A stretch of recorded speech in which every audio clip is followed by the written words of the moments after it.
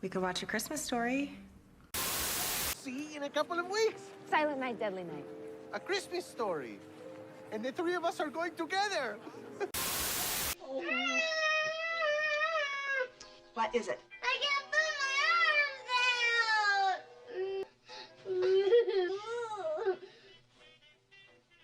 Well, put your arms down when you get to school. A woman says her call for jury duty took an interesting turn, as you see here. She arrived to find a man in a pink bunny suit. Is it A Christmas Story, Miracle on 34th Street, or Christmas Vacation? I loved you in A Christmas Story, by the way. See if we can find Randy's snowsuit. Here they are. Randy's snowsuit that was seen on the day when he falls in the snow and can't get up. You're stalling. Come on. I triple dog dare you. There it was. The coup de grace of all dares, the sinister triple dog dare. Mary had no choice but to accept. No fear! Don't you have any candy? Candy's bad for your teeth. Oh boy, what do I get? Tofu burger? You'll thank me when you don't have any cavities. We will not. Our father's a dentist. You're putting him in the poorhouse. I don't need this necklace. You know, I don't need this lamp. And that is too adorable for words. I can think of a few.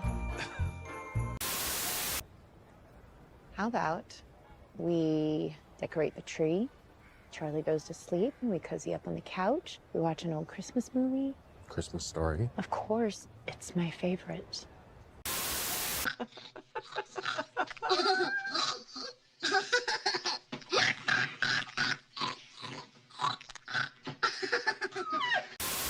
Tourist. Yeah, there's this one guy from Kansas who thinks Madison Square Garden is a vegetable patch in Brooklyn. Save it, guys. Rich kids like McKay don't know how to have fun. They pay someone to do it for them. A full-size replica of the old man's prized leg lamp. The customers really look forward to seeing it. This winter, the week before Christmas, oh fudge, someone stole that lamp right from the display. We got a look at the thief right there in the gray hoodie and sunglasses. He waits until no one but the security camera was watching, grabbed the lamp, and made a run for it. I wanted his face out there, but because it was a leg lamp, it basically went national. It was a huge response. Brennan thought police would be able to catch the culprit, but they never did. Instead, an anonymous citizen, after hearing the story, wanted to give Brennan a new leg lamp, delivered in a fragile crate by one of the movie's most memorable characters. There you go, sir. That's Ian Petrella. Of course I want to come up there. That's why I wanted to ask. It's like, let's go up there and give the guy, poor guy's leg lamp back.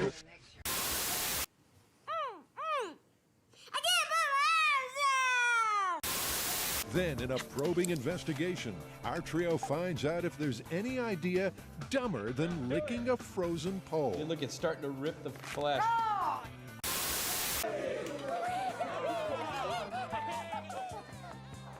Oh. Hey, Merry Christmas, big brother. You made it. Yeah. Oh, good to see you. Good to see you. Hey, why don't you go check out that suitcase over there? I picked up some gifts along the way. It's the step count I wanted. Oh. Cool. A saber. Awesome. No. Merry Christmas! Happy Christmas, Harry. Happy Christmas, Ron. Merry Christmas, Charlie Brown! Yeah. Merry Christmas, Fred. Merry Christmas, Bob. Merry Christmas! Merry Christmas to you, Mama. Merry Christmas, pal.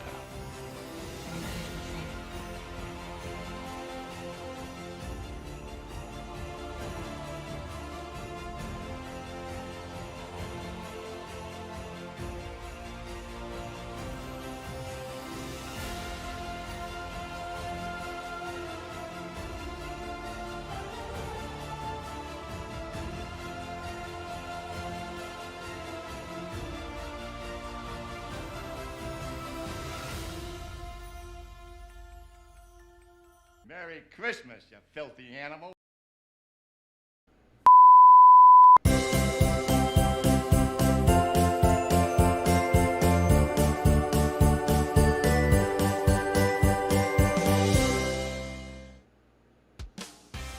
Hey everybody, welcome to Christmas Summit Podcast, official live broadcast of the Christmas Aficionado YouTube channel.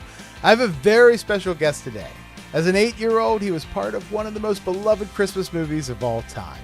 You know him as Ralphie's little brother Randy from A Christmas Story, the kid bundled up so tight in his snowsuit he couldn't put his arms down. The kid who doesn't like meatloaf and is afraid that his father's going to kill his older brother. Beyond his iconic role, he's had a career that found him starring in Chips, Different Strokes, Highway to Heaven. He's moved on as working as a puppeteer and recently returned to reprise Randy in the sequel, A Christmas Story Christmas. He has a new project in the works that he's looking to share with us. But before we do that, let's welcome him, Ian Petrella, to the show, and let's have a little bit discussion about his career. Hey Ian, how are you? Welcome. Oh, is that the actual toy? Yeah, that's the actual one. Awesome. That's awesome. I showed a clip where it was from Road Trip for Ralphie, where they were finding the original locations. It was a DVD that came out in early 2006. Yeah, Tyler and Jordy. And they were the first ones to, I mean, YouTube wasn't a thing back then. So they were like, they found locations and they actually found the costumes and everything. And it says in there that you have one of the original suits as well. Yes, there were there were a few that were made. I have one, because they didn't just buy the suit; they had to make it. So there were versions that they made. There's one that I have that they just gave me. It wasn't actually used in the movie. Just was one that they made, and they said, "Here, you can have this one." And then there's one at the house in Cleveland. That one was used in the movie. Then there's the two versions that were made. There was the thinner model. So when you see it stuffed into, that's a different suit. Then once he's all buttoned up, that's a completely different suit, and that one is more padded with fiber fit. So it looks like he has all these clothes underneath, but he doesn't. Just has, I'm just wearing still pajamas underneath all that. And so the one that I believe is at the house is the one that you see in the movie where Melinda Dillon is stuffing Randy into, the suit. So that's the one. So yeah, when I saw that clip and they had like different suits, yeah, there were probably so many that were made. Yeah, that's awesome. So, and that's awesome. You have that toy. It wasn't the first question I was going to ask, but you showed that, and I was like, okay, I got to ask because I'm always interested in who has what props, who took what, from set. I mean, you were a very young boy when that movie was made, but I imagine they gave you some things. But let's start talking about some things. So there's some people in the chat. If you have a question for Ian, put it in the chat. If I get to it, I'll ask him. But also, I have a lot of questions that people sent me in advance. But I want to ask the first question. So I think everybody wants to know. Do you eat meatloaf now as an adult? Yes. Yes. Okay. How many times have people asked you that question? All the time. All the time. So, that's what I figured. Yeah. So, so and everybody always tries to tell me it's like I have the best meatloaf recipe. I'm like, I'm sure you do, but. So when they filmed that, I imagine it was when you were young. Was it like movie prop food is normally cold and gross, and I imagine that's what that was. And and it doesn't look like you actually eat it. You kind of just like rub your face in it, and warning to kids who ever want to reenact that scene is you cannot snort and eat at the same time because you will inhale into your airway food. Randy wasn't actually eating his food. He was, snorting and making noise and rubbing it all over his face. So, yeah. So if you want to attempt the scene, go ahead. but don't actually, if you're going to make snorting noises, don't actually try to ingest food. You will choke. So I had a question from a viewer who wanted to know, how many takes did you shoot that scene? I don't know exactly how many takes. I just know that it took a couple days just to do that whole scene. And one of the reasons why is because back in those days, nowadays with cameras and in movies, they can have like 3 different camera setups and you can get different angles. 1 camera at the time. So each time you see a cut and the camera goes to a different person, that's when they had to break the camera down and readjust the lights and set everything up. So, and also as a kid, you're only allowed to be on a set for like 3 hours. So, you would, work, and then you got to take a break. You got to go to school, finish your schoolwork. And then, when they're ready for you, they bring you back on the set. So you need 3 hours of schoolwork, and then you get like, you're only allowed 3 hours on set. Now they can keep you there all day, but they can only work you for hours. So, for me and even Peter, there was, we had limitations of what we can do. So it took a good 3 days, I think. I remember that whole scene. And then when we got to the actual Biggie scene, that was like the last scene that we shot. And like pretty much, the rest of the day. And it was just, pretty much, I mean, there wasn't really a whole lot of takes because Bob wanted that laugh to come out as natural as possible. So he would just set the camera up and just shoot while I would just, eat plate after plate and trying to get me to laugh. He would make jokes. He would be under the table trying to tickle me. My mom would come in. She would tell jokes. Anything to try and get that natural laugh. And that's what he wanted. So it was just, let the camera roll and let's just see what happens. And then he would, select the best scenes out of that. So, I don't know exactly how many takes. I just know that we shot a lot. So that's your laugh is great in that scene. I mean, it's just hysterical. I mean, you were 8, right, when you were filming that? Yeah. So I mean, an 8-year-old laugh, and just finding it disgusting and just the reactions from the other cast of just like, oh my God, that's disgusting. Like, it was all perfect. I loved it all.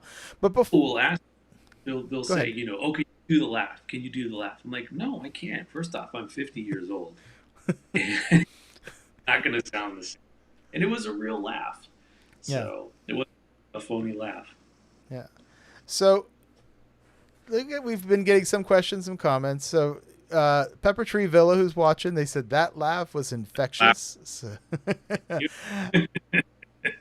See, it's not the same.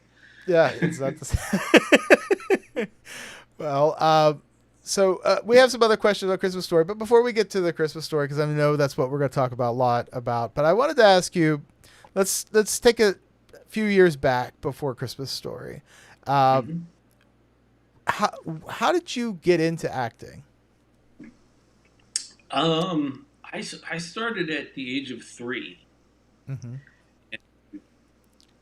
a lot of, actors. I grew up in Los Angeles. That's where I was. So, and that was, in the 1970s, and was still pretty much, the entertainment capital. And when you're a kid in Los Angeles, some kids join a baseball team. Some kids join a football team. Your other option is to become an actor. And it's just something, a lot of kids in LA that when we, grew up, that's what we did. And I had to work for the Herb Tannen agency. And she just mentioned, hey, he's cute. He's, got personality. Yeah, see what happens. So my mom brought me to the agency, and they, I guess there wasn't much you can do at 3, to showcase your talent. You just kind of show up, And they go, yeah, he is cute. Let's send him on an audition and see what happens. And I went for a commercial for Jif peanut butter and got it. Nailed it. They're like, we'll sign him up. He's already, That's proving awesome. that it works. So that's how I got into it. It wasn't like, a dream. It's just something I just grew up into it. And, from 3 up until about 8 years old when I did the movie, I pretty much knew, I'm an actor now, and this is what I do. So, well, according, okay, finish. So, okay, according to the Internet Movie Database, your first actually role was an episode of Chips, and I actually found that clip. But I didn't get a chance to include it. But it seems like I think you're and it's hard to see because there's a lot of kids in that scene. But I think you're the one sitting there, and you're constantly moving your legs in that scene. No, that's not the scene.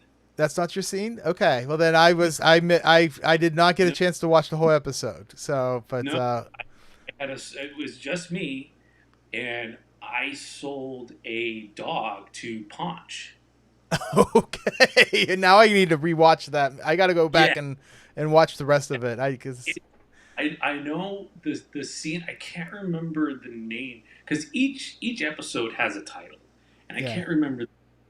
But it was the drunk driving episode. It was the anti-driving episode. I wasn't the drunk driver. Don't worry.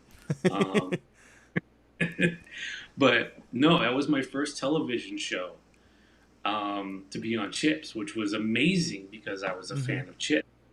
So I sold a puppy to Paunch, and I was just standing on the side of the road in Van Nuys, California, holding a dog and saying, I was trying to sell it for like $5, and I called it a space puppy. So that was my pitch, is it was from outer space. I was trying to watch the episode this morning because I didn't find it when I was putting those clips together, and then I got distracted, so I guess I didn't finish the episode. So the kid that I thought was you was wrong. So clearly I need to go back and rewatch this. You watch it. That's clearly me. I'm the only kid in the scene. And here's an interesting thing is because in 2023 I went to Chiller in New Jersey to do the 40th anniversary, and I saw that Eric Estrada was going to be there, and I said, I got to go talk to him. So I went up to Estrada, and I introduced myself. I said, my name is Ian Petrella, and does this ring a bell to you? Space puppies for sale. And he's just like, no. Because the man has done so much, he's not going to know. So I told him, I said, I was the kid that sold you a puppy dog on an episode of Chips. And he started to remember, and he was about it, but I could still tell he was like, come on, kid, it's been a long time. Well, that's cool because my follow-up question was, how was Eric Estrada? So obviously, other thing is, it was the first show that I believe he had his new partner and not Larry Wilcox.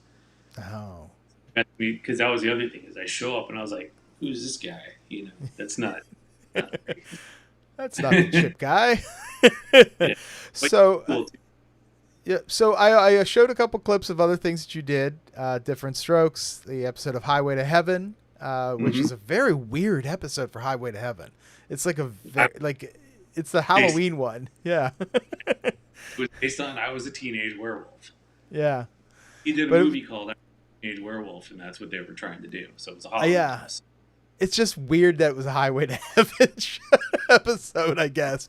But what are other memories you have of doing other shows leading up to A Christmas Story? And then how did that, obviously you auditioned for it, but how did that come about? As far as leading up to A Christmas Story, I just pretty much did commercials most of the time. There's a lot of commercials that were out there. I think I did like over maybe 50 or even 100 commercials at the time. And then it was right after Chips, actually, is when I got A Christmas Story. Okay. I remember going on the audition, and they don't. Sometimes when you audition, they don't give you a whole lot of information. They just say they're auditioning for the part of a younger brother for this holiday movie, and that's all the information that you know. So I go in, I meet the casting director, and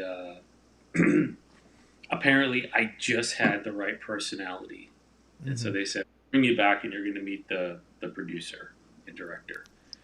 And I met the producer and director, and Bob Clark was there, and he was like, "Okay, let's do a screen test." So he flew to, I believe, Boston is where he was at the time, and I did a screen test for him. And all it was is I went to his house and just reenacted certain scenes, and just said, "Congratulations, you're going to be our Randy." And I was like, "Cool, my first movie. This is pretty." Yeah. That's awesome. So you got the role of Randy. How much of it do you actually really remember shooting the movie? Do you remember everything, or are there just certain things? Yeah. Okay. I mean, I remember a lot. In fact, there's even days where, someone will ask me a question about it, and like a new memory will pop into my head and go, "Oh yeah, now I remember that day and that this happened." So yeah, you're not going to forget something like that. I mean, you're 8 years old, so your brain is still, it's developing, but it's taking in everything around you. And I've always had a pretty good long-term memory. My short-term memory, however, not so good. But my long memory is excellent, which can suck sometimes because you remember the bad stuff too. So, but no, when people say, do you remember, making the movie? Of course I do. Now, if I don't feel like talking, then I'll say, no, I don't remember. But that's okay. Well, I mean, again, I mean, I imagine if I shot a movie when I was 8 years old, I would probably remember a lot of it. But say that again. I'm sorry, you cut out. It's better than summer camp. Yeah, so. It definitely sounds like it. Yeah. So you and Peter, you guys were great together. I mean, you guys really felt like brothers who make fun of each other. I mean, that to me, that's what older brothers do and younger brothers. They make fun of each other.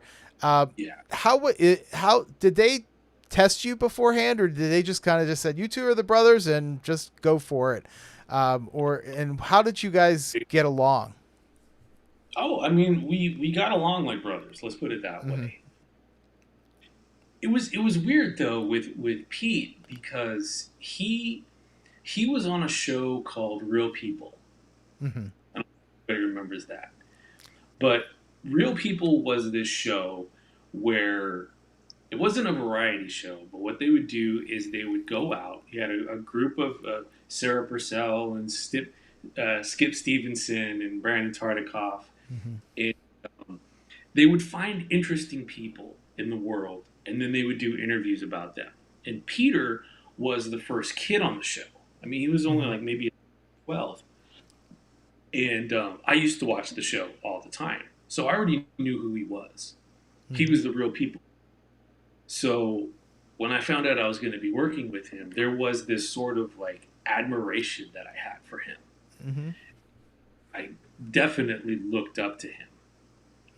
And, yeah, there were times, we would, bicker and fight, but that's just how it is, That's how kids are. And, there he goes. Yeah, I remember Real People on NBC, so, and then Mark also says, I remember it well, so people actually remember that, so. The really cool thing is, after the movie, I got to go see tapings of Real People, invited by Pete, and I go backstage and meet everybody. That's cool. Now, the first time I met Peter, this is, I guess you can say, is kind of an interesting story. The first time I meet him, wasn't on set, wasn't at a meeting. We just happened to be on the same plane together. going to Cleveland. Okay. We're in first class because, we're, stars. You're the actors, yeah. Yeah. And it was on PSA.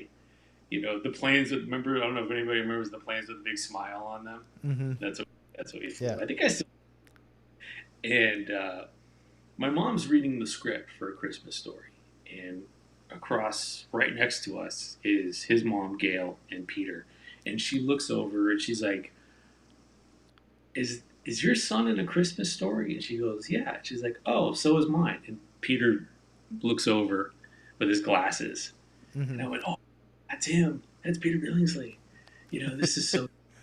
And the moms, switched seats, and I sat next to Peter, and we just started talking, and that's how I first met him. So That's cool.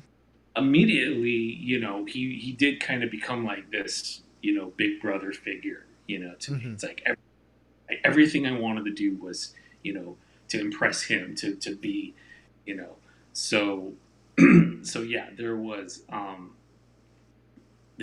lot of times, like I remember the scene where we're in the bedroom and the mom says, Ralphie, Randy downstairs in 1 minute or 2 minutes or whatever, and I'm supposed to be punching him, because he picked me out of the way to go get the clothes, and he even said, he's like, just start hitting me, and I'm like, I don't want to, because I didn't want to hurt him. Yeah. Like, you admire you. I don't want to beat. So I just do this like laughing thing. And he's like, "Come on, man, just wail into me." Did you eventually do it? No, I didn't. No, you just because you get. Like, no, yeah, you're my bro. I don't want to hurt you. So that's interesting. So was that his choice to do that, or was that in the script, or were there other things that you guys got to play around with and do, or was it kind of like, nope, you got to do it this way? No, there was a lot of stuff we got to play around with, and that was the cool thing about Bob Clark, is he had this very like Hal Roach, way of filming. And those who don't know who Hal Roach is, he started the Little Rascals. And that's how Bob kind of, did it. He wanted to find kids who naturally were going to fit the part and what he wanted. But at the same time, he would let us try different things.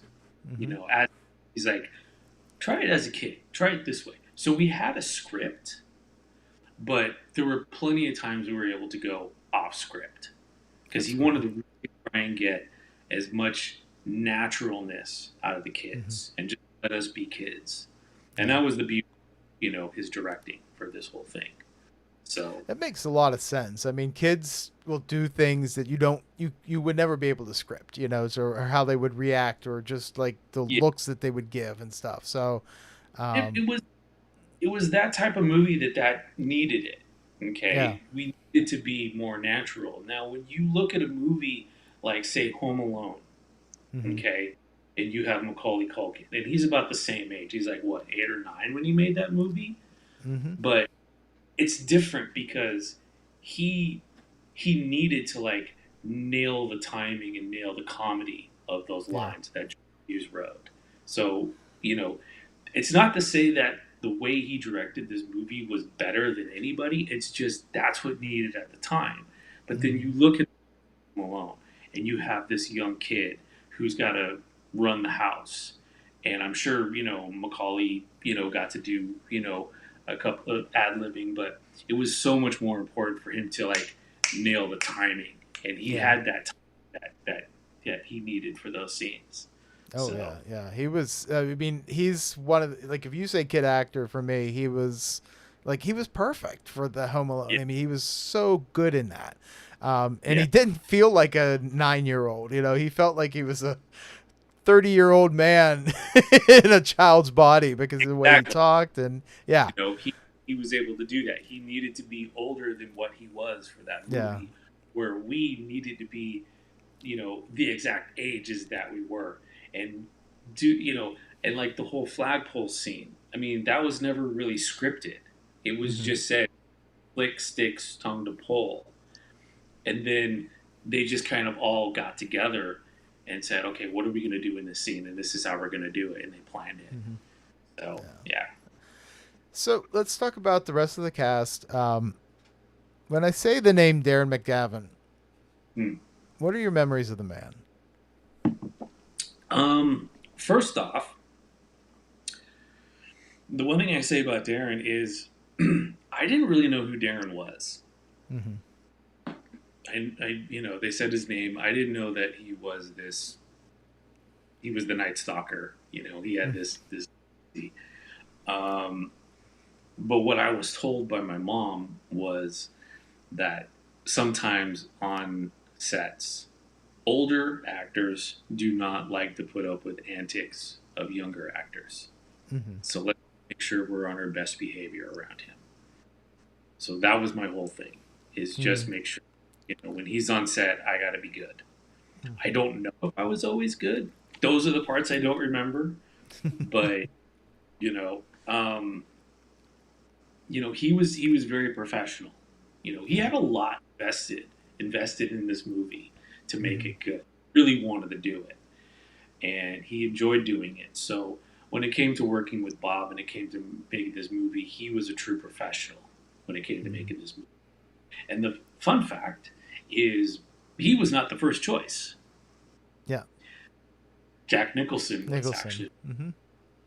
So, which, but he wanted too much money, so it didn't work out.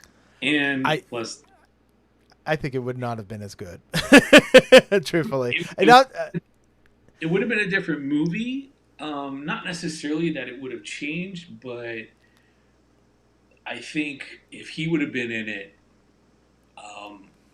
it would have been more popular back when it came out, because it would have been a Jack Nicholson movie. Yeah. It would have helped everybody out if he was in it, because everybody would want to go see Jack Nicholson. And then just coming off of The Shining, whoa. Yeah. That sort of brings a whole new meaning to Daddy's Gonna Kill Ralphie. Definitely. Yeah, I think I love Jack Nicholson. I think he would have, I'm sure it would have been good. But there's just something about Darren in this movie. I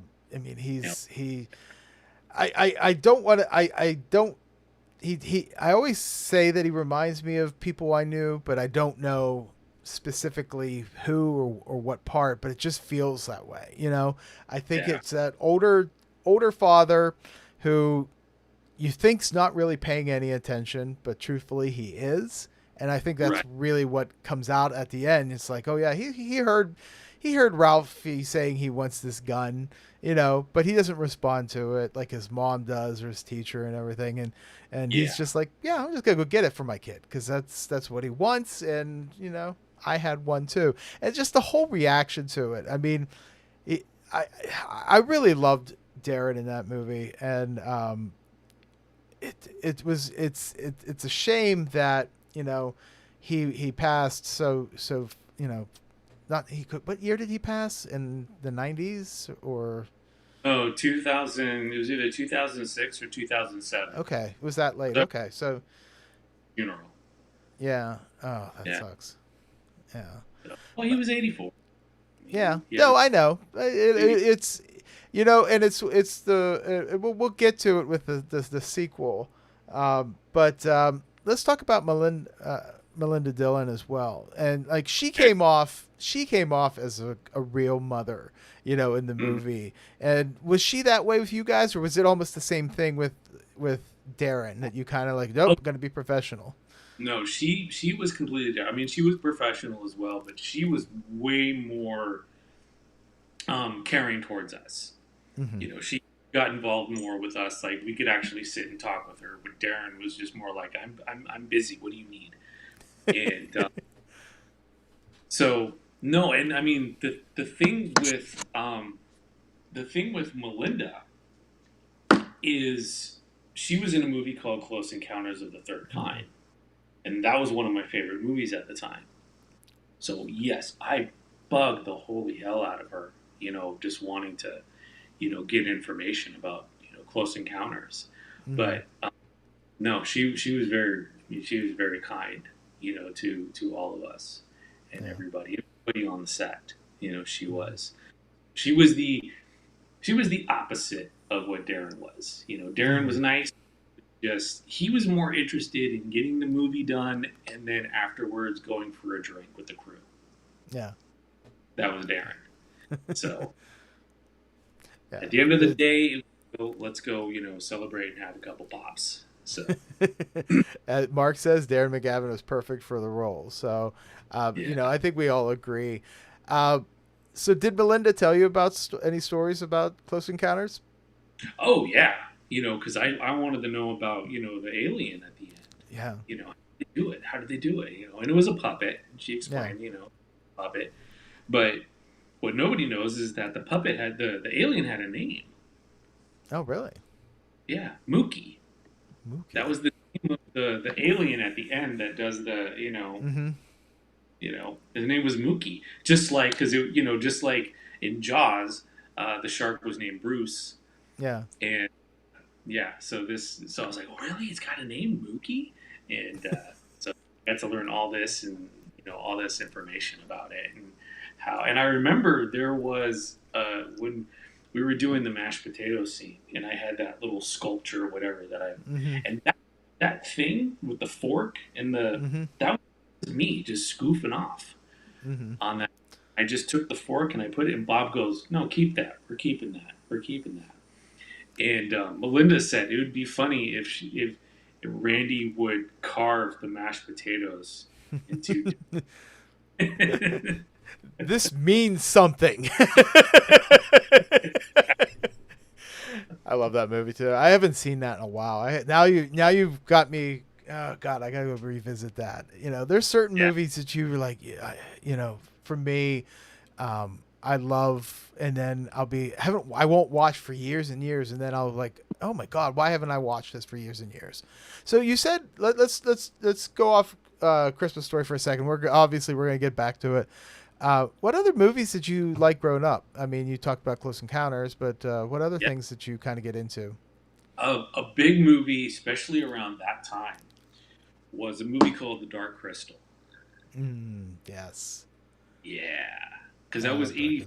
Dark Crystal came out in 82, and it was still playing in theaters, or it made a re-release. And I remember talking to Gene Shepard, who everyone knows wrote the book, "In God We Trust, All Others Pay Cash." This was all his childhood. So I met him. He was very nice, and I convinced Gene Shepard to go see Dark Crystal. And he did. He came back. He said he liked it. I don't know if he actually did or not. He just didn't want to insult an 8-year-old. But he said like it. I don't think he really did. But I got Gene Shepard to go see Dark Crystal.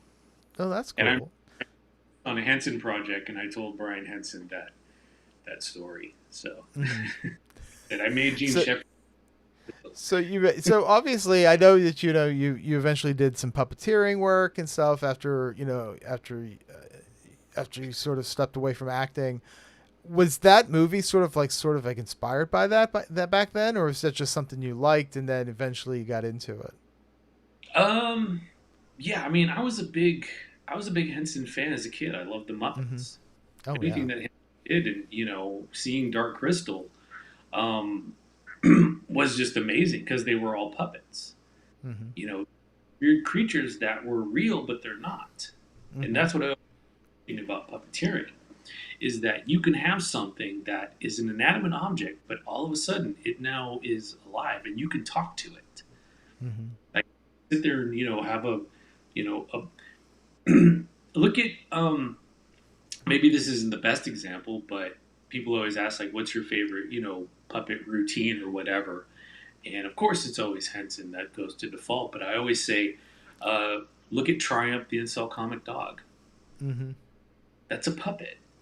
And Robert Smigel, who just sits there with a puppet and talks to people, and they interact with this thing like he's actually real. They believe that this dog is real, and that's what the cool thing is. So when I saw a movie like Dark Crystal, that was a whole new area for puppeteering, because first off, I mean, these things were horrifying creatures. You know, everything in that movie was absolutely horrifying.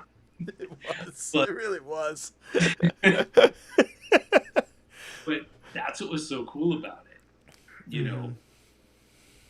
know, it was so, I think it's, Jim Henson said, it's cathartic for kids to, be scared, not terrified, but, some sort of fear. And the fact that these things, which I knew they were puppets, but I believed them. And I believe because they were puppeteered so well and they looked so well. Yeah, that was a very big inspiration, for wanting to get into that, that field of work. Cool. So we have some questions here I want to get to because people have been asking them, and I want to get to it. So Pepper Tree Willow wants to know, what's your favorite scene that you filmed in The Christmas Story, and what's your favorite scene now, I guess, as looking back on it as an adult? Favorite scene to film? That I really don't know. I can't remember too many favorite scenes. I mean, there were a lot of scenes that, we had fun, like opening up the presents, was kind of, as sometimes, we just had to pretend if we were happy or, upset. And I know that one scene where we look at the socks and then we throw them over our shoulder. That was actually I came up with that. That's cool. Socks. But my favorite scene that I still like to watch is the whole Higbee's scene with Jeff Gillen, who played the Santa Claus, and Patty and Drew, who played the elves. And that whole scene is just brilliant. I mean, you can take out of that movie and it stands on its own. And it is the perfect example of Norman Rockwell meets Mad Magazine. And that's how that scene feels. So, and even with just that creepy kid standing in line with us, David Savola. Which I know the story. I mean, the movie's been around for so long that, you hear about all the stories and about how he was just a kid. It was as an extra, correct? And he was just there and they put him with you guys. And and I was he coached to say the line that way, or it was just sort of like the way he said it? Okay. So here, you didn't really pick this up on camera, unfortunately. But one of the reasons why he talked like, just kind of very plain and simple like that, is they wanted him to have snot dripping down his nose. And this stuff, it simulates tears and any sort of like liquid or runniness that comes out of any orifice, from the face. It was called, I think it was called glycerin. It's not toxic or anything, so you can like lick it. It's just, and they coated his nose to look like he had snot running down his, down his nose.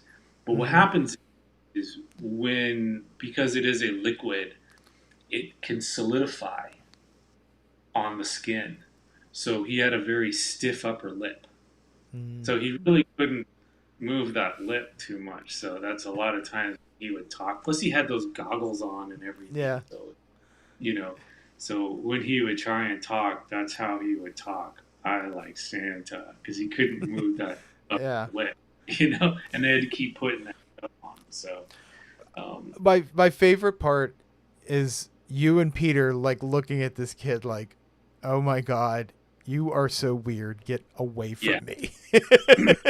And I don't know how real that was or it was just acting, but either way, it was great. I remember, we would just sit there and we would have giggle fits all the time. Just us three would just crack each other up, and then Bob would be like, okay, come on, we gotta go.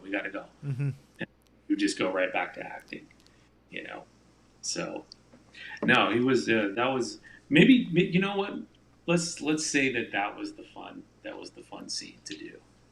Well, I gotta imagine going down this chute, as scary as you guys both made it look and feel, it's got to be fun. I mean, that had to have been fun to go down that. What? The slide. Yeah, the slide afterwards. Oh, I'm scared of that slide. I did not like. You didn't like it? No, in fact, when you see me crying, those are real tears. Oh wow.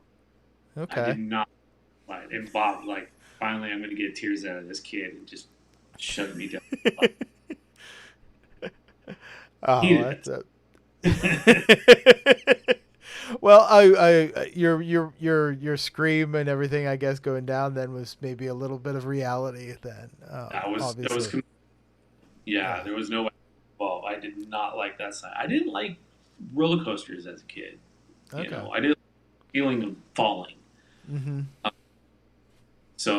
And there was nothing. It was a lot steeper than everybody imagines.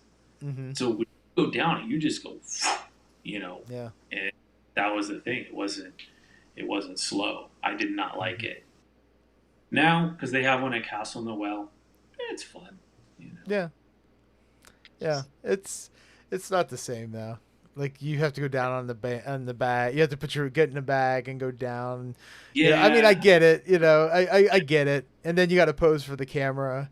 You know, I took my daughter when she was young to Castle Noel, and we reenacted. I had the elf hat, and so I put the elf hat on. What's her name? Patty? Is that right? Yeah. Yeah.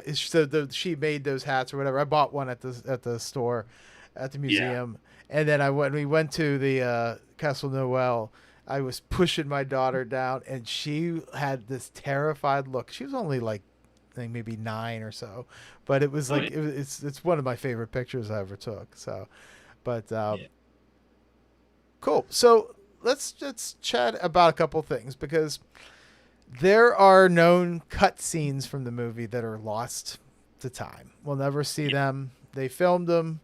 You know, there was the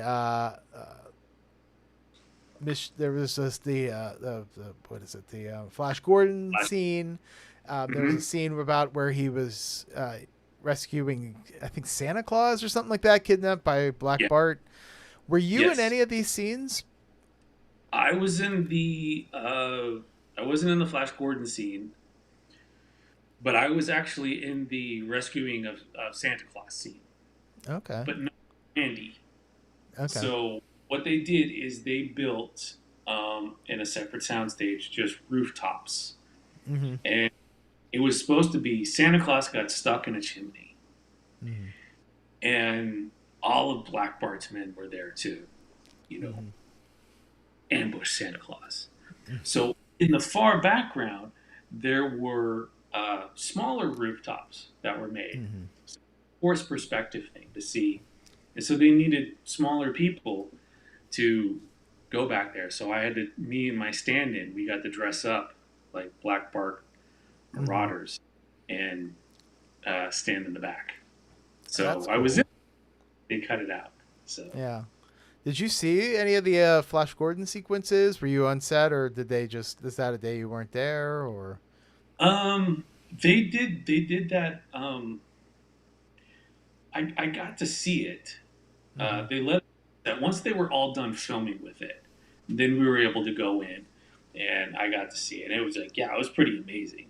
Because it, just, and then there was the big monster that they had.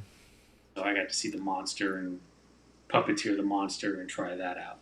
It was a really cool scene, and unfortunately they had to cut it for time, and it just didn't move the story along. Yeah. So, well, and what sucks though is that it's gone. Like as far as anyone knows, there's not any. There was nothing saved. Yeah. Yeah, and that's what sucks, because at least you could see, like, I love deleted scenes, because I mean most of the time I watch them, I'll be like, I agree, that probably didn't work. And truthfully, there's so many sequences in Christmas Story of Ralphie daydreaming that I think even having 2 more would have been overkill. So I think they made the right choice. Well, I mean, it's it was a fun scene to watch. I did get to see it when it was completed. When it was part of, we did the premiere and the screening. Yeah, it's too bad, but that's how film is sometimes. Yeah. You have to make cuts, you have to make little sacrifices to keep the story moving.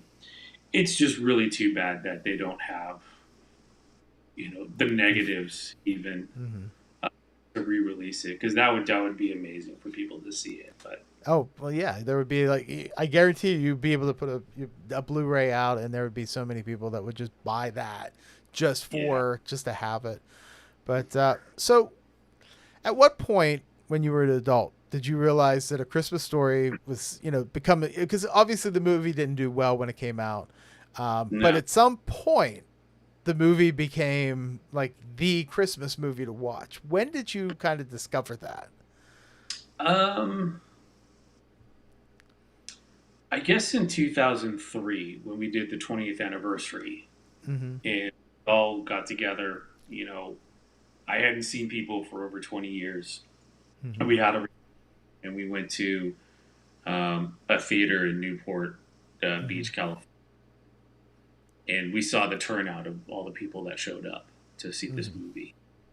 And that's when, we were like, wow, this movie is, is got a new life. Yeah. And that's, it has a new life. It's kind of hard to say that. I don't know, because it's,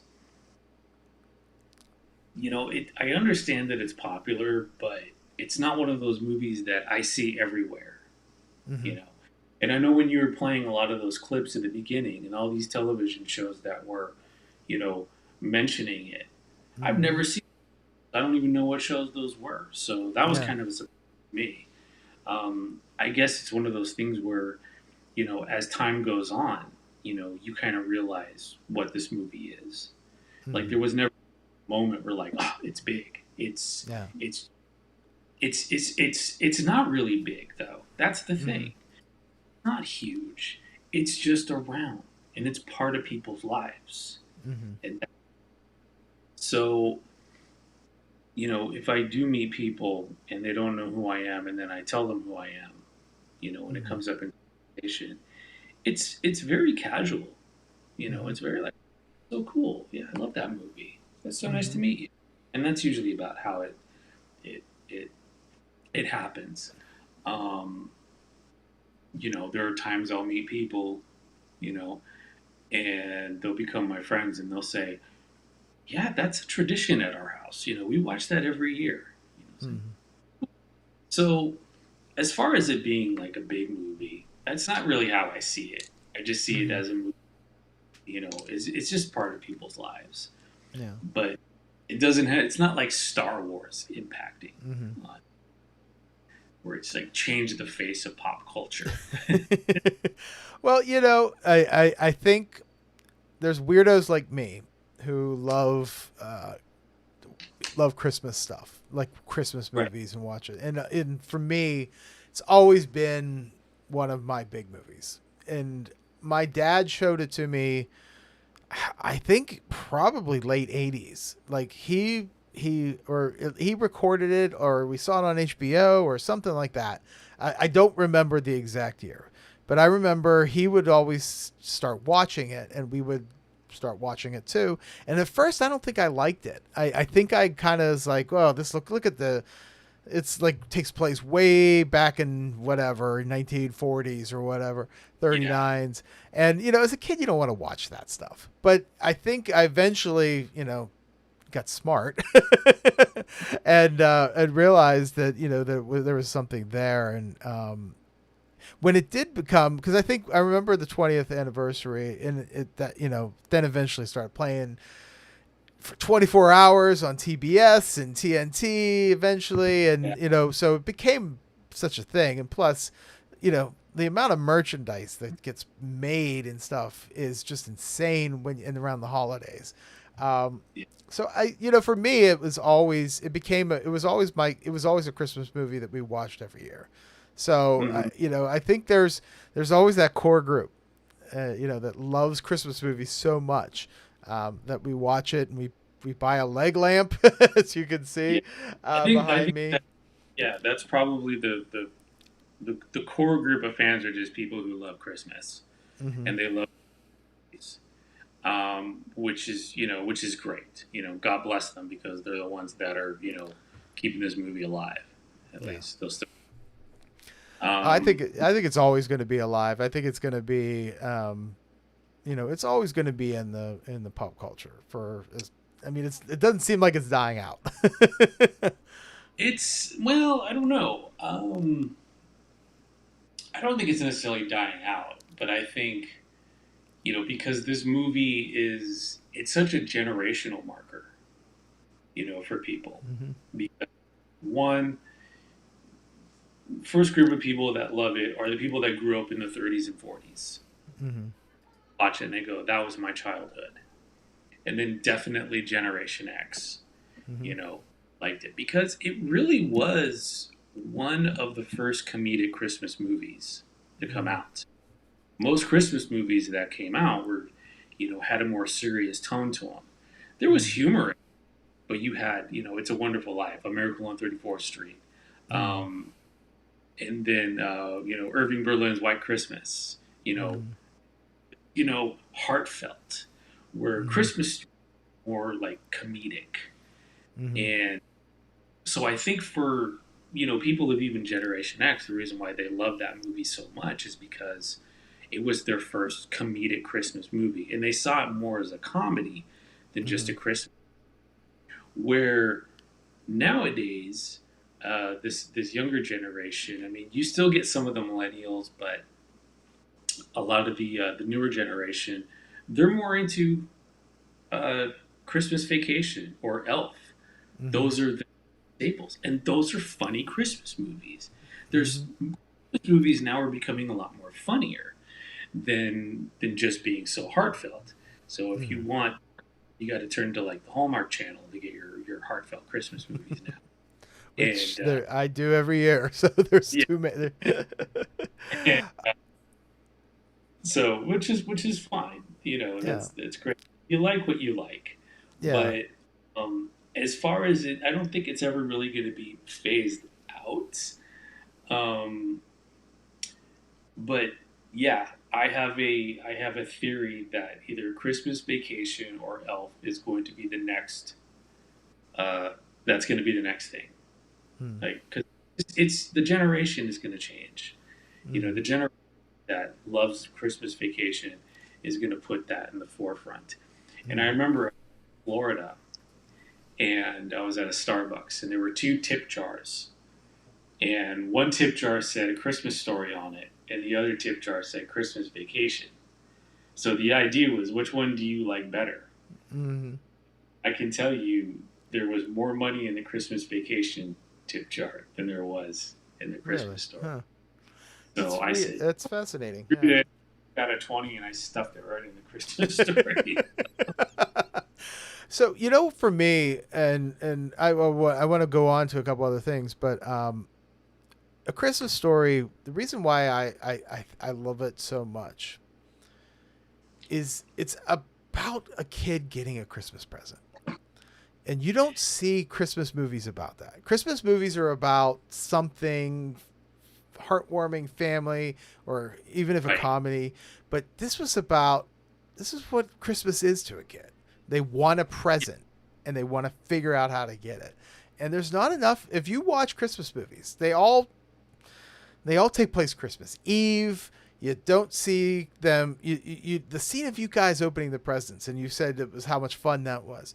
That's my favorite scene from that entire movie, is when you guys come running down, because that's reality. First of all, that's what happens on Christmas morning. Kids come running down, they open up everything, and they're done in 2 minutes, and Christmas is essentially over.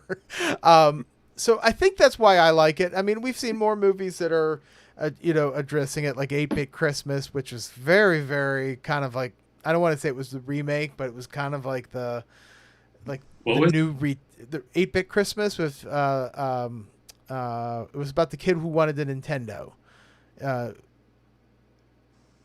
Neil Patrick Harris. Yeah, Neil Patrick Harris stars in it. It came out on HBO during the pandemic, so it was not necessarily It never hit theater. I don't think it hit theaters, but you should check that out because that's actually fun. It's a fun movie. But I always say when I watched it, I was like, oh, they were definitely inspired by, Christmas Story. Because it's the kid who he's like, how can I get a Nintendo? Essentially is what that is. So, right. Well, I mean, we've all had those Christmases. Yeah. Where we've wanted something. Or just in life, we've just wanted something so bad. Yeah. And we just fantasize about having it, And that's the weird thing about the movie is like he doesn't really do a whole lot to try and get it. He just wants it. Yeah. There's no scheme. Like if you were to do this movie now, like Ralphie would have to have a mission. Yeah. It just wouldn't be, I just want a Red Ryder BB gun and then, deal with bullies. Like he would actually have to try and, fool his parents and say, okay, Flick, Schwartz, here's what we're going to do. I need you guys to dress up like Black Bart and pretend to rob us so that I can, there would, it'd be a lot more slapstick. Oh yeah, probably. Yeah, definitely. Yeah. So I have another question from Lee here. He says, is there anything that you caught as an adult watching the film that you completely missed when you made it or while watching it as a kid? I'm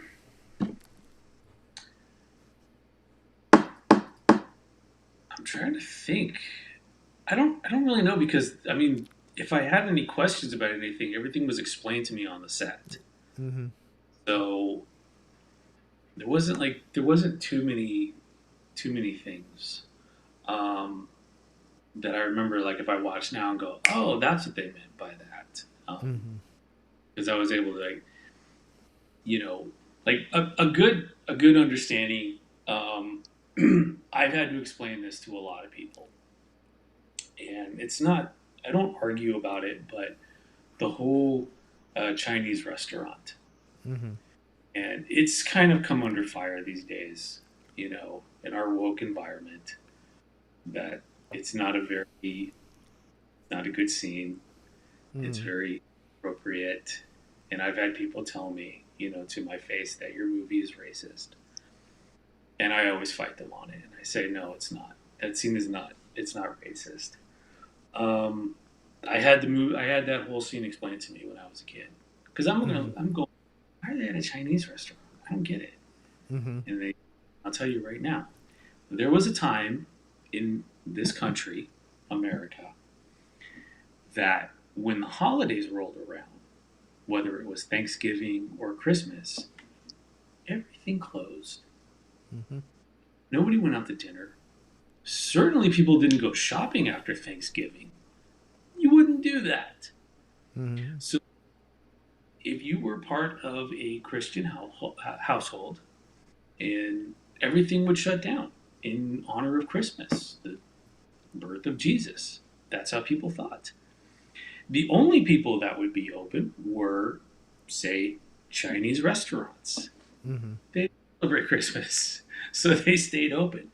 And in fact, there's a line that was cut out of that scene after the old man, takes the turkey leg, throws it down, and goes, "Okay, everybody, upstairs, get dressed. We're going out to eat." And then it cuts directly to that scene. And the mom, Melinda, says, "Where are we going to go? The only thing open is Chinese." And Randy and Ralphie both sit there and go, "Yay, chop suey!" And they run. So it was explained that they were going to go to a Chinese restaurant because that's the only thing open. And so when you go to that restaurant and you see the waiters trying to sing, they're trying to be as hospitable as they can to this family who's now giving them money, because who's going to go to a restaurant? Normally they would be busy, probably every weekend. People wanting, Chinese food. Christmas rolls around, dead. There was no restaurant. So here's this family, and they're like, let's try and make them feel good. And that's what I'm trying to do. And that's how the scene was explained to me as a kid. When I asked, I said, why would they go to a Chinese restaurant? I don't understand it. And that's how it's like, that's just something that would happen. And not to mention that because Gene Shepard wrote the book, he did go to a Chinese restaurant as a kid. It's, you know, that's not exactly how it happened, but there was a Chinese restaurant that he went to as a kid, back in the 30s. So it was, you know, loosely based on, you know, they just made it so, okay, let's now have them go to this restaurant after the dogs tear up. And there were real bumps. Yeah. I used to know the granddaughter of Bumpus, Rosie. She passed, unfortunately, but yeah, Rosie Bumpus. I used to know her. So it's interesting you said that, because I did, you know, I've heard that here and there. I've never heard anything that was, I guess, seriously, where people were like that. I think people post a lot of things where they'll say, "Oh, it's this or it's that." No, you know. I've had I mean, the debate. You. I'm sure they've approached it to you a lot differently. But let's take a look at your career afterwards, because I watched a podcast that you host with. I'm sorry, I'm blanking on your friend's name. Michael Jenkins.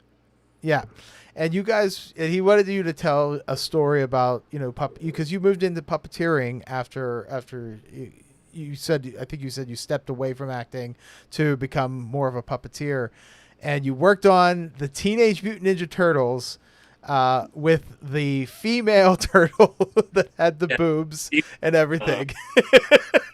So, like, tell me a little bit about that. Like, what is that like? Like, I know you told a couple stories, but how did you get into puppeteering? What was you know, we briefly talked about it earlier with Dark Crystal, but like, how did that move? How did that happen?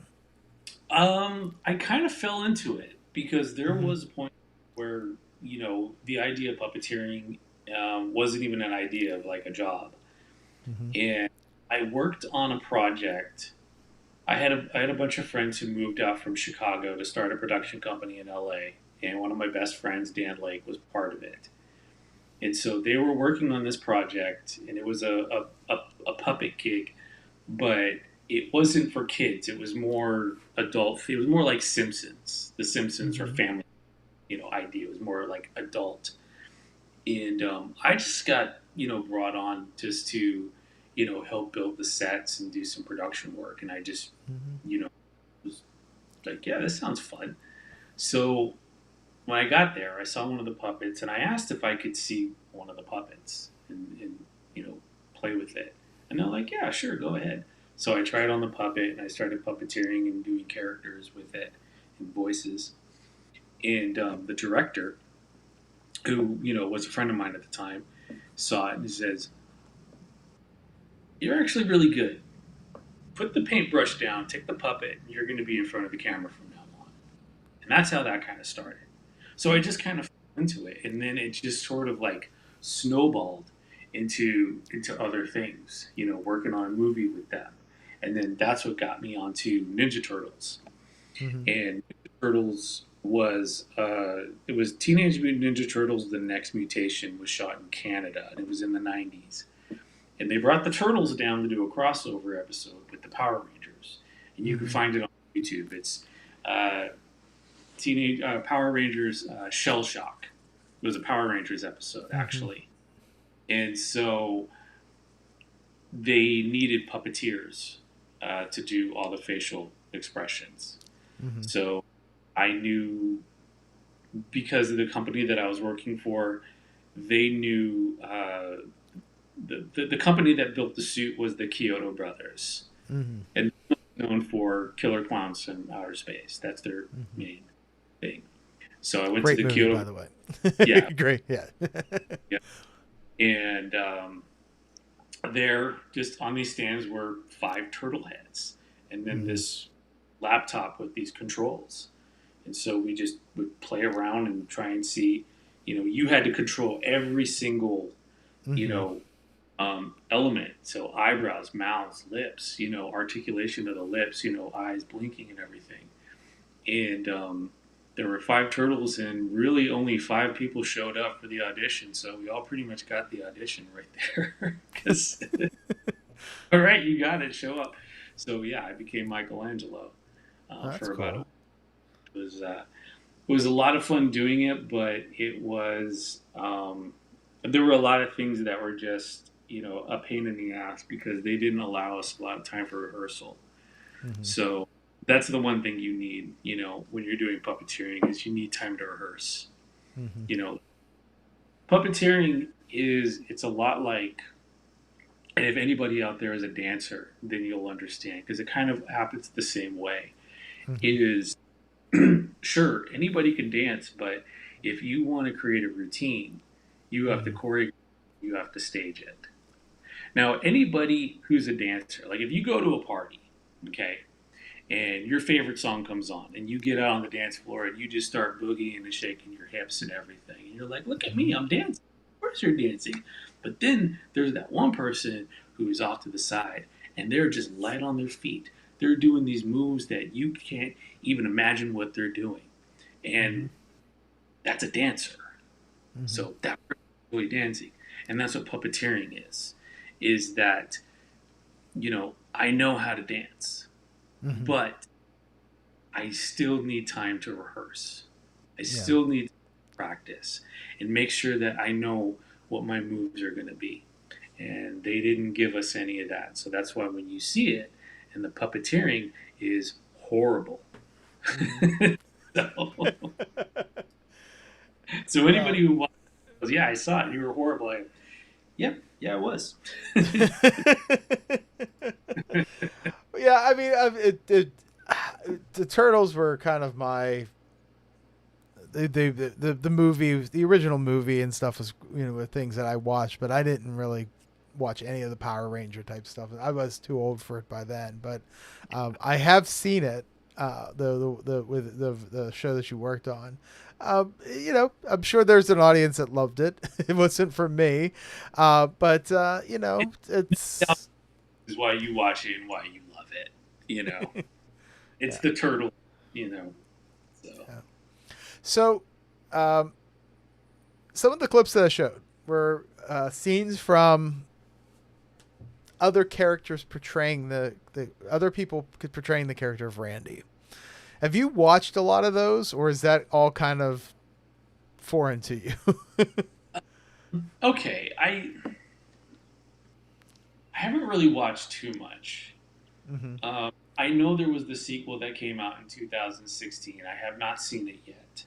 Yeah. And it's not that I have any, you know, animosity towards it. I just haven't seen it. And so I was very critical of it for a while, and I'll tell you the reason why. Is because so Lynn DeFort Levy, who was Bob Clark's assistant when he was alive, and so after he, you know, was killed by a drunk driver, she took over his estate. So she kind of, you know, handled all of his business.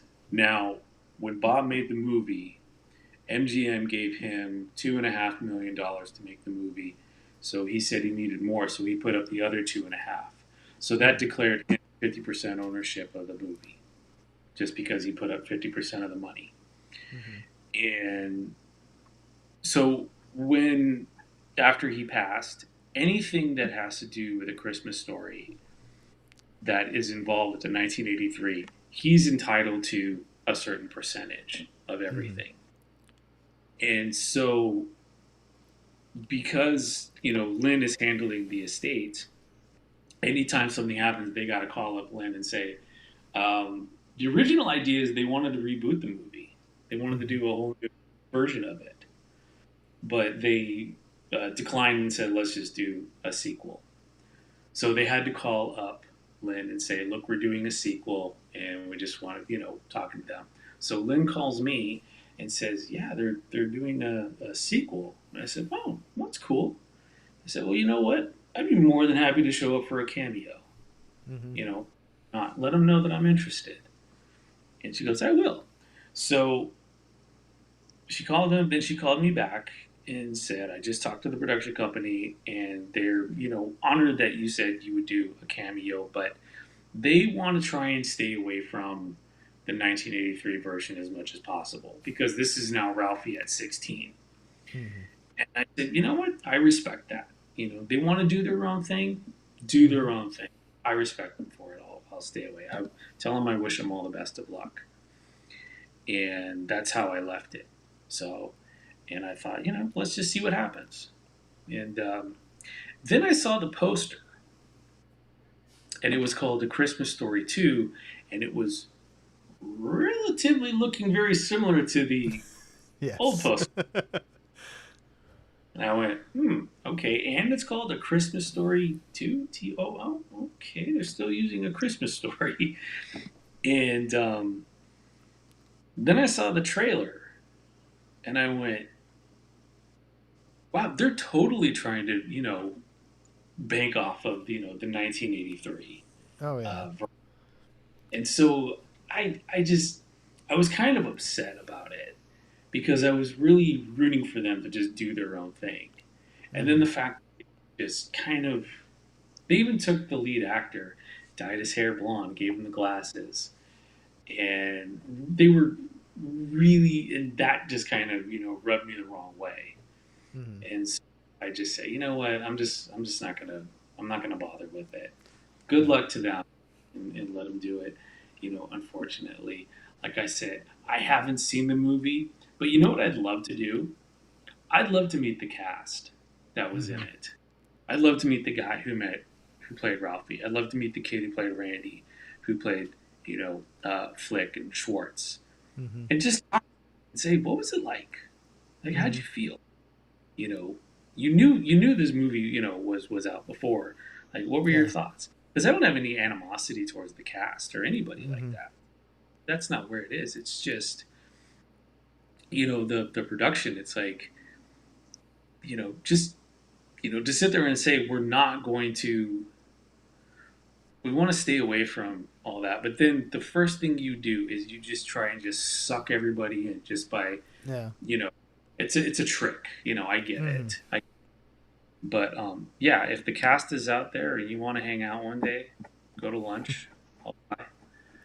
Let's talk. Everyone who's ever played Randy, get together.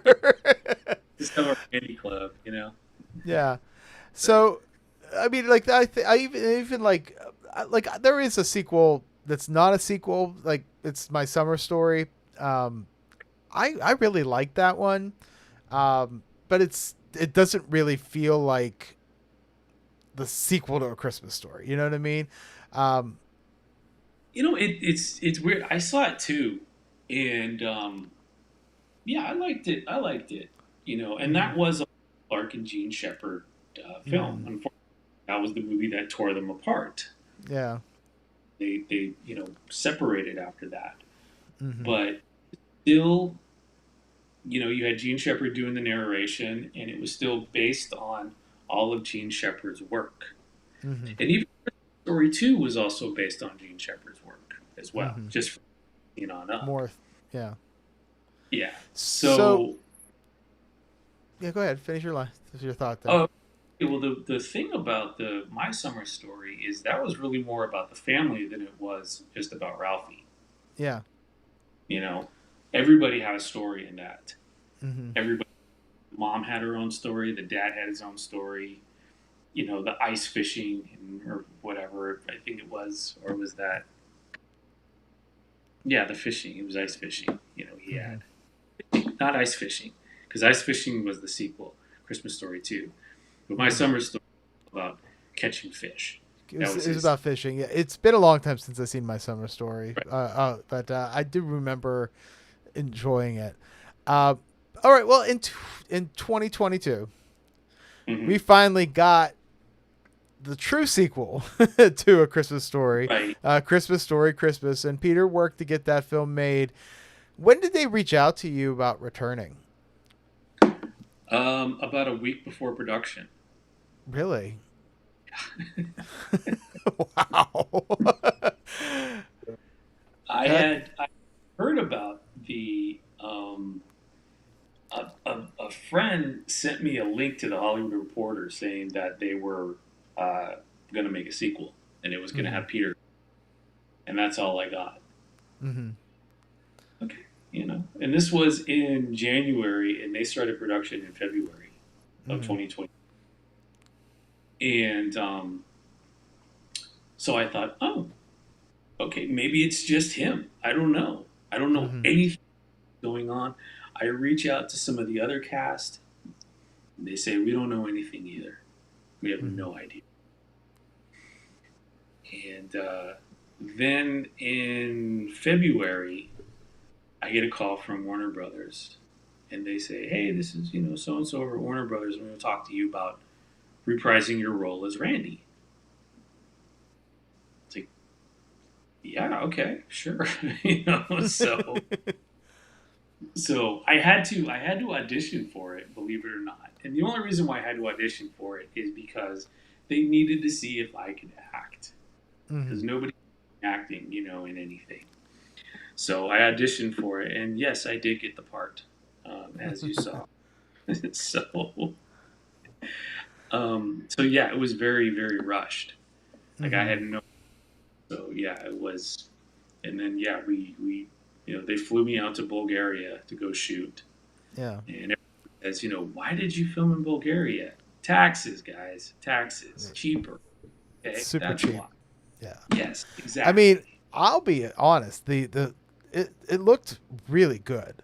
Like the set looked really good. It looked like the neighborhood. There were little elements here and there I would just notice and be like, yeah, that's exactly what the house looked like in 1983. And if they didn't improve upon it, it probably would still look that way. They did a really good job because, like I said, I mean, when I was staying at the house, that block was my neighborhood for a while. So seeing what they did in Bulgaria was amazing. They really did a good job rebuilding. That's what they wanted. They wanted everything from 1983 to be rebuilt, just like Higbee's. Built Higbee's, and they did such a good job at it. So as far as like coming up with, the sets and the props, they nailed it. That was definitely, because you never know. They always change things, but I couldn't believe it. It was weird when you're in the area and Pete comes up to me and is like, let me show you the neighborhood. Let me show you what we did. And so you're walking through this parking lot in Bulgaria, and there's this wooden fence, and you walk through the wooden fence, and I'm standing, and I swear to God, I'm back in Cleveland. Yeah. That's how you felt. I'm like, this is Cleveland. I mean, it just, the feeling that you had, they captured, and that's so important. That's the hardest thing to capture. So you can look like something, but if you want to have that feeling, you gotta put a little extra into it. How did you feel about the Randy storyline in the movie? I mean, I was fine with it. I guess it was kind of a question, and it's like, what were they really going to do with him? And I think, maybe if there was more of a budget, they could have done something a little more. But I think it was also the fact that we don't really know if, Ian can act, so let's not give him too much. Let's try and give him as little as possible so he can just get to it. And if he does good and we do another one, then we'll give him a little bit more. But I was completely happy with what I got to do. Okay. I wasn't, that's fine. I love doing little parts. I don't need to be the star. When it comes to acting, I'd rather do cameos and I'd rather do, those small parts. When I think about, what could have happened and what they could have done something a little bit more, humorous with him. But it all comes down to budget.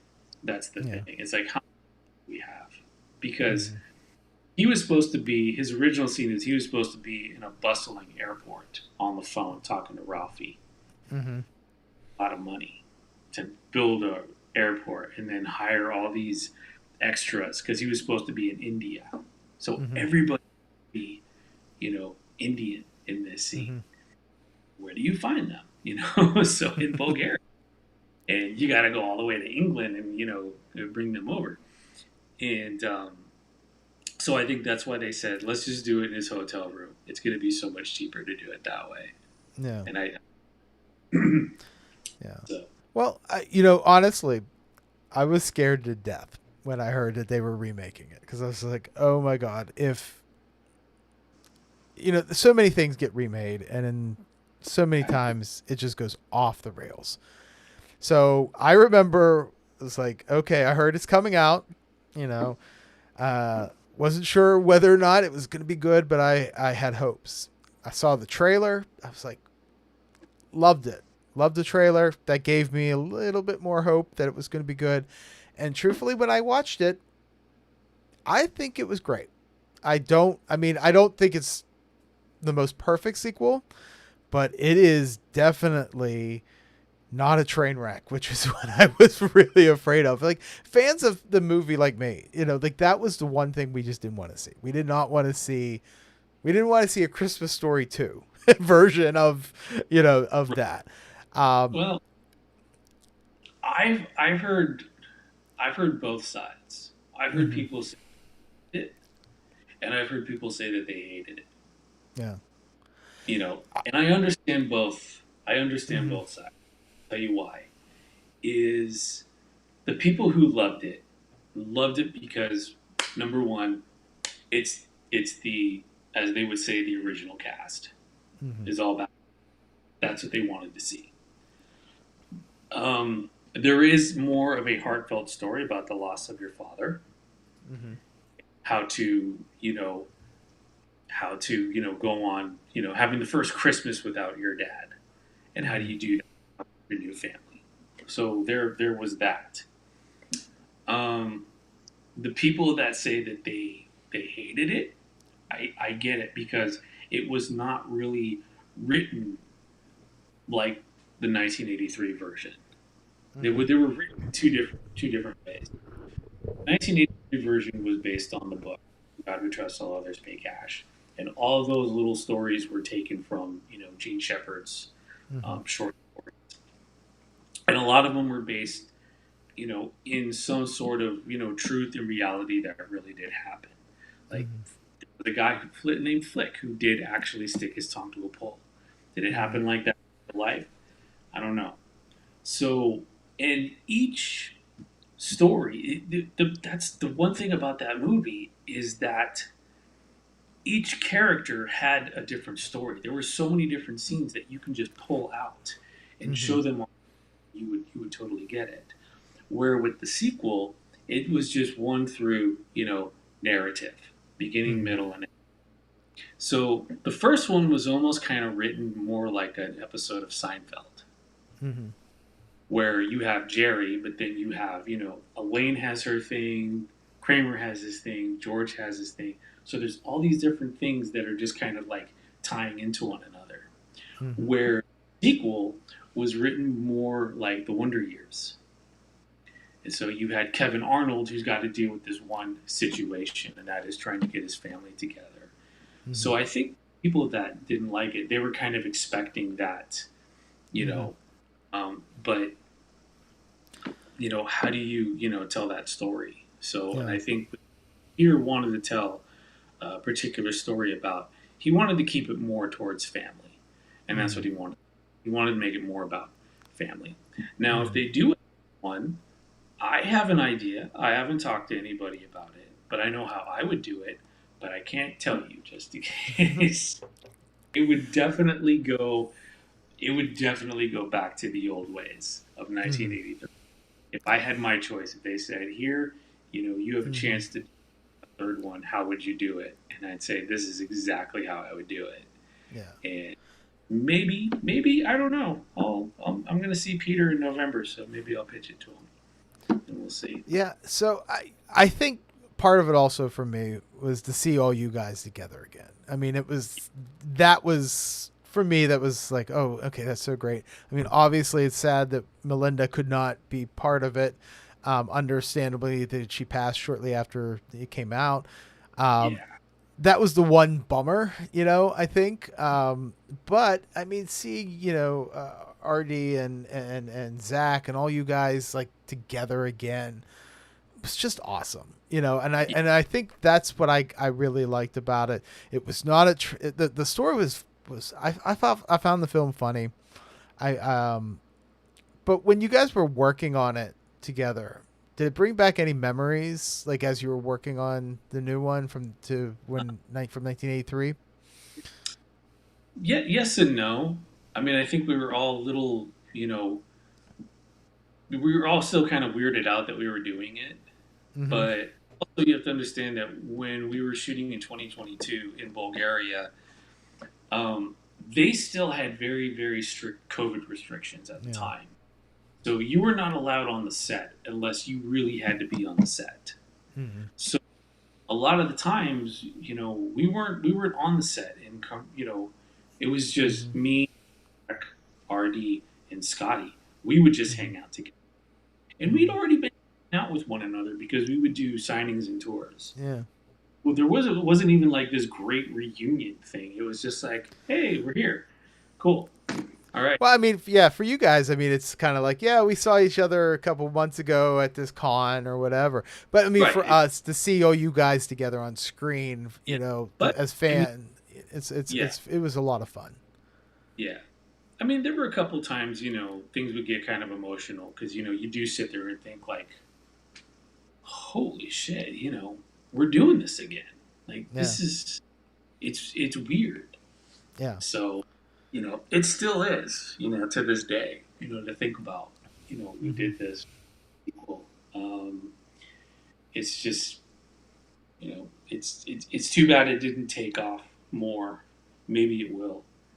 The one thing that they were trying to do is see if they can sandwich it into the 24-hour marathon, because it kind of, it's like a circle. You can movie and then watch the second, you could watch the sequel and then watch the original and then you could watch the sequel. It all kind of just, kind of leapfrogs off of each other, because it goes right. I'll tell you the one thing that drives me nuts on Christmas, when I don't have cable anymore, but when I would, for me, I always just put it on and it was on all day. You didn't sit and actually sit and watch it. You would just watch. It would be on TV and you glance over, but like it ends at 8:00, and so you're like 8:00 on Christmas Day. It's like, now what do you watch? Stick Christmas Story, Christmas on, do something. But we're running late, and I don't want to keep you for too much longer, but I wanted to get to a couple of things. So how do for you? Obviously, can you watch the movie as yourself, with yourself in it, or is it not something you do anymore? I mean, no, I don't watch it. It's not that, it's just, I have a different view of when I watch it than other people. Yeah. And if I do sit down and watch it with people, then I just have to start doing commentary over it. Like, I remember we were I started doing that for a while. And we would screen the movie at theaters, and I would sit in the audience with a microphone and do a live commentary about certain. And then the last time I did it, which was a lot of fun, is it was in Columbus, Ohio, at a movie theater. I think it's called Studio 51. Studio 50. And it was a college crowd of kids, which that's not our usual, our usual audience. And so we got there and we did a beer tasting beforehand. And so I did the beer tasting and, I got tipsy. The whole audience got tipsy. And I'm sitting in the front row. I'm sitting next to these three girls and I got my microphone. And they play the movie. And let me tell you something. The whole thing turned into the Rocky Horror Picture Show. It was the best time I had because everybody, was, shouting at the screen and shouting at lines. And there was a girl in a, and they would do, Ralphie would come down. She would hop and she would like run around the theater, and I'm doing jokes. And I mean, that was just one of the coolest things, to see that you do something like that for that movie, because nobody ever thinks that that's something that we can do. Everything's got, it's about heart. It's about family. Bullshit. It's a comedy. Let's have some fun. We can have and sit there and make jokes. We can do that. So I would love to do that again, if I could. So, but that was probably one of the best times, because like I said, I mean, we don't usually get the college crowds, and it was all college kids that were there, and we had the best time. Best time. So, well, the one thing that I have, that's happening is Chevy Chase is going around the country screening National Lampoons. Macaulay Culkin is going around the country screening Home Alone. Get all you guys together, do the same thing. Like that to me is like a no-brainer for some places. And I know you mentioned that you think those movies will take the place of that, but I still think there's a huge audience for it. Doing that, I mean, that's a question on Warner Brothers. They're only going to do it if it's going to make money for them. Yeah. Yes, if you screen Home Alone, you're going to bring people in. If you do Christmas Vacation, you're going to bring people in. It's all a question of, are people going to show up for A Christmas Story? And I'm sure they're right now saying, I would show up. Yeah, but you might be the only one. So. Cool. Well, let's talk about what you're doing now. And I know that you are working on a documentary. You want to talk a little bit about it? Yes, we're working on a documentary. It's called Jaws Goes to the Bahamas. It's a documentary on Jaws 4, The Revenge. And it's interesting how this all got started, because my friend Michael Giancarelli is, he called me up. I've been friends with this guy for over 20 years. And he started off as a fan. I met him at one of our conventions in Cleveland, and we've just been friends. And so he called me up one day and he said, dude, I want to make this movie. I'm like, what movie? He's like, I don't know. I just want to do a documentary on Jaws 4. I'm like, why? He goes, it's my favorite one. It's the first one I saw. I love it. I just want to do it. And I said, well, you know what? Let's do it together. And so it was just me and him, really. And I'm sitting there going, what? How are we gonna do this? And so we tried to get people, to call up and see if we need to get interviews with people. And I said, well, let me call my friend. I got a good friend who I worked with back in the 90s, and Anthony C. Ferrante. And he directed all of the Sharknado movies. And so I said, I know him. We got to get him for an interview. He's the Sharknado guy. So I called up Anthony and I said, Anthony, it's Ian. He's like, hey, how's it going? And I said, my friend and I were doing this documentary on Jaws 4. We'd love to do an interview. And he goes, well, what are you doing? I said, I really don't know. We're doing this documentary for an interview. And he's like, okay, for you, I'll do it. And I said, thank you. So I said, well, let me give you Michael's number so you can call him, because this is his film, really. This is really Michael Giancarelli's film than anybody. And I said, why don't you call him, and he'll give you, the details on everything and what we're actually trying to do. And he's like, cool. So he calls up Michael, and then Mike calls me back and goes, dude, I just talked to Anthony. I don't believe it. He doesn't want to just do an interview. He wants to be a producer on this thing. So now Anthony C. Ferrante is now part of this whole process. And since he stepped in, it has changed dramatically what we are doing right now. We are now actually making a serious documentary about Jaws 4. So we got Lance Guest, who played Michael Brody, Mitchell Anderson, who played Sean, and then Pete Romano, who was the underwater cinematographer, and that was his first job doing Jaws. And then after that, this guy he's your number one underwater cinematographer. He's done The Abyss, Titanic, anything that shoots underwater, he's the guy. So we got him to do an interview. We just got back from LA and interviewed Mario Van Peebles, who played Jake in the movie. And, so people are starting to come out of the woodwork now. And it's really turning into something, amazing. And I can't believe what this is really turning into. So, we are crowdfunding right now on Indiegogo.com. You can go there. Jaws Goes to the Bahamas. We have a lot of different perks if you do donate money. So we have signed DVDs of Sharknado by Anthony C. Ferrante, posters. You can get an autographed picture from me if you want, if you're a fan of the movie. Call up and donate, and I'll send you a picture. So Indiegogo.com, and Jaws Goes to the Bahamas. So please, we appreciate your support. And we're not set to release this thing till 2027 anyways. So not anytime soon, because we want to launch it for the 40th anniversary of Jaws. So a lot more yet to capture as well, obviously. I do have a trailer. I was going to play the trailer so the people who are watching now can watch it. And then we'll talk a little bit afterwards. So I'm going to play the trailer right now. Everyone knows the stories about Jaws, but no one knows the stories about Jaws the Revenge. Until now. You have to accept that since crazy things happen, then something like this could happen. When it gets to anything that large and mechanical underwater, you're going to have some issues.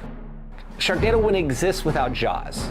People honestly saying Jaws the Revenge is also a great film. I'm not the only one out there that's crazy.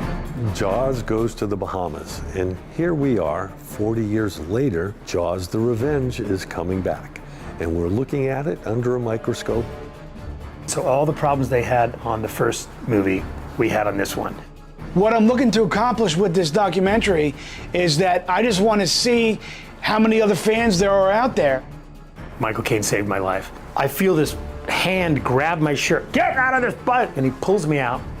I had a great experience with Mario, and years later ended up working on a film that he was directing, and we bonded again and had a lot of laughs.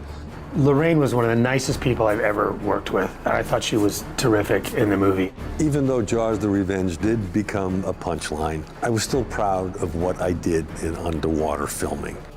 We were not able to fix that ending in the post. Jaws the Revenge, not a perfect movie, but it's entertaining and it's grown and it has a life of its own. So it stands on its own. Whatever flaws and all, it is part of franchise history and it deserves to be spotlighted. Hi, I'm Lance Guest, and I'm here talking about Jaws the Revenge for the upcoming picture, Jaws Goes to the Bahamas. It's been 40 years. Look at me.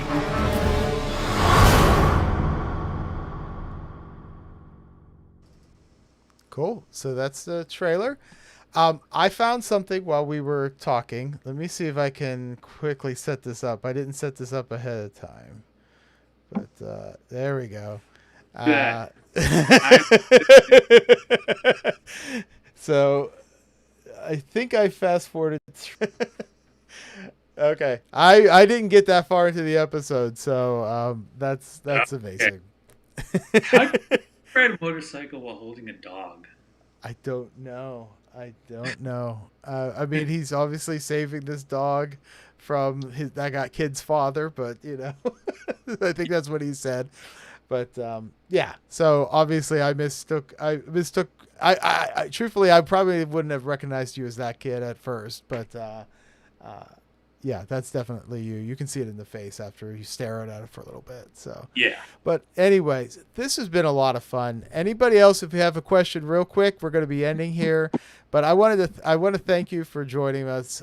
This is my first interview with an actor to talk about a movie that I love. The Christmas Story is very dear to me. It's one of my favorite films of all time. I watch it all the time.